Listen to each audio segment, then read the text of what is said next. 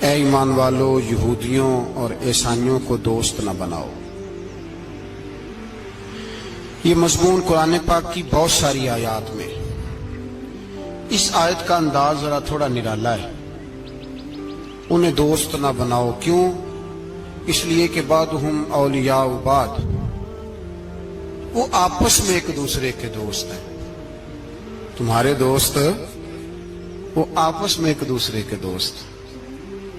قرآن پاک ہمارے ذہنوں پر بڑی ٹھنڈی، بڑی خوبصورت دستک دیتا ہے۔ اے ایمان والو، انہیں اپنا دوست نہ بناؤ، اس لیے کہ یہودی اور عیسائی آپس میں ایک دوسرے کے دوست ہیں۔ اتنا بھی کافی تھا، لیکن اللہ تبارک و تعالی نے معیار ہی بدل دیا اور اتنا بڑا حکم ارشاد فرمایا۔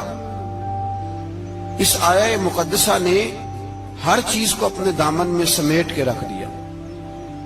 یہودی اور عیسائی کو اپنا دوست نہ بناؤ، اس لیے کہ وہ آپس میں ایک دوسرے کے دوست ہیں۔ تو بات اتنی بھی کافی تھی، لیکن فرمایا اللہ تعالیٰ نے وَمَن يَتَوَلَّهُم مِّنكُمْ، جو تم میں سے انہیں اپنا دوست بنائے گا۔ تمہیں منع کر دیا ہے، ہم نے روک دیا ہے کہ دوست بنانا، اور اگر وَمَن يَتَوَلَّهُم مِّنكُمْ، جو تم میں سے، وَمَن يَتَوَلَّهُم مِّنكُمْ، جو بھی تم میں سے انہیں اپنا دوست بنائے گا فَإِنَّهُ مِنْهُمْ، تو وہ انہی میں سے ہے۔ تمہیں بتا دیا ہے کہ دوست یہودی اور عیسائی کو کبھی دوست بنانا، اور اگر بناؤ گے تو پھر تم، اور پھر جو قرآن مجید نے بات اس آیہ مقدسہ کو جو ختم فرمایا تو فرمایا ان اللہ لا یہدی القوم الظالمین، بے شک اللہ ظالموں کی قوم کو ہدایت نہیں دیتا۔ ظلم کرنے والوں کے نصیب میں ہدایت نہیں ہوتی۔ وہ ظلم کرتے رہتے ہیں اور انہیں سمجھایا جائے تو مانتے بھی نہیں، اس لیے کہ ہدایت ان کا نصیب نہیں ہوتی۔ میرے بھائی، دنیا میں بد نصیب ہے وہ شخص جو غلطی کرتا ہے اور پھر مانتا بھی نہیں، اور دنیا میں کم ظرف ہیں وہ لوگ، کم ظرف جو اپنے ظالم ہونے کے باوجود ظلم پر وضاحتیں پیش کرتے ہیں، اپنی غلطیوں کا اعتراف کرنے کی بجائے ان پر دلیلیں دیتے ہیں، چھوٹے ظرف کے لوگ۔ اللہ تبارک و تعالیٰ نے فرمایا یہودی اور عیسائی کو کبھی دوست نہ بنانا۔ میرے بھائیوں، میرے بزرگوں، میرے دوستوں، ہمارا دین تعصب سے پاک ہے، لیکن تسلب کا حامی ہے۔ تعصب کا مطلب یہ ہوتا ہے کہ کہنا مار دو دوسرے کو، برداشت ہی نہ کرو، اور تسلب کا مطلب یہ ہوتا ہے کہ اپنے دین میں پختہ ہو جاؤ، اپنے دین میں پکے ہو جاؤ۔ اب ہم نا ہر روز نماز کی نیت باندھتے ہیں، اللہ اکبر، سورۃ فاتحہ پڑھتے ہیں، اہدنا الصراط المستقیم صراط الذین انعمت علیہم، اتنی بھی بات بڑی تھی، کافی تھی۔ اے اللہ، ہمیں صراط مستقیم پہ چلا اور ان لوگوں کے رستوں پہ چلانا جن پر تم نے انعام کیا، بڑی بات تھی، مثبت بات ہو گئی، منفی بات کی ضرورت نہ تھی۔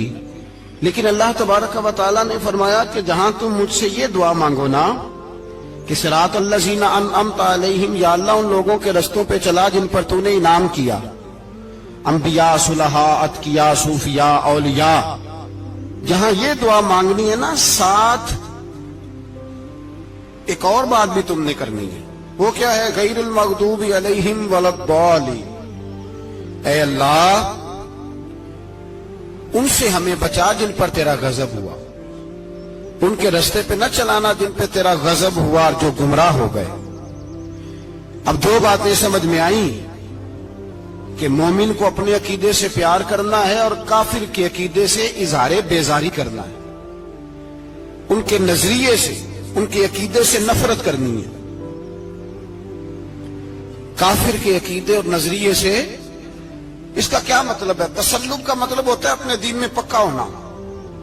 2-3 جملوں میں بات سمجھاتا ہوں، اگر آپ کی سمجھ میں آئی تو بڑا بہتر ہوگا. 2-3 جملوں میں تسلب پکا ہونا، اس کا کیا مطلب ہے؟ اس کا مطلب یہ ہے کہ اپنی آنکھوں پر جو تم نے اینک لگانی ہے وہ دین کی اینک لگانی ہے. جو چیز بھی دیکھنی ہے وہ دین کی آنکھ سے دیکھنی ہے. جو کچھ بھی تم نے چاہنا ہے، بڑی بات کر رہا ہوں اگر آپ سمجھے تو، جو بھی تم نے دیکھنا ہے دین کی اینک سے دیکھنا ہے. جو تم نے چاہنا ہے وہ دین کے دل کے ساتھ چاہنا ہے، اور جو تم نے سوچنا ہے وہ دین کے دماغ کے ساتھ سوچنا ہے. اس کا ترجمہ اقبال نے کیا، کہنے لگے قوم مذہب سے ہے، مذہب جو نہیں. قوم کس سے ہے؟ قوم مذہب سے ہے، مذہب جو نہیں. اور فاضل بریلوی کہتے ہیں دہن میں زبان تمہارے لیے اور بدن میں ہے جان تمہارے لیے. ہم آئے یہاں تمہارے لیے تو اٹھیں بھی وہاں تمہارے لیے. اپنی ہر چیز، ہر نقطہ نظر میں پہلے دین، اس کے بعد کوئی اور. کافر کے عقیدے سے ہمارے زمانے میں نا فلسفی، منطقی، ادیب، شاعر، ملنگ، تلنگ، یہ بڑی جماعتیں. کھچڑی ہے، کھچڑی. اب وہ کھچڑی ایک نیا درس دیتی ہے. وہ کھچڑی یہ کہتی ہے کہ یہ سارے اللہ کو پکارتے ہیں، سارے اسی کے نام ہیں. یہ سارے، ہمارے ایک سابق وزیر اعظم نے بھی کہا تھا، ایک نوجوان کی عادت دی ہے گھسی پٹی جماعت نے، وہ بھی یہی کہتے ہیں. ہولی پہ بھی چلے جاؤ، دیوالی پہ بھی چلے جاؤ، ہندوؤں کے مندر میں بھی چلے جاؤ، وہ کہتے ہیں سارے اسی کے نام ہے. جو بت کو پکار رہا ہے وہ بھی اسی کو ہی پکار رہا ہے، معاذ اللہ.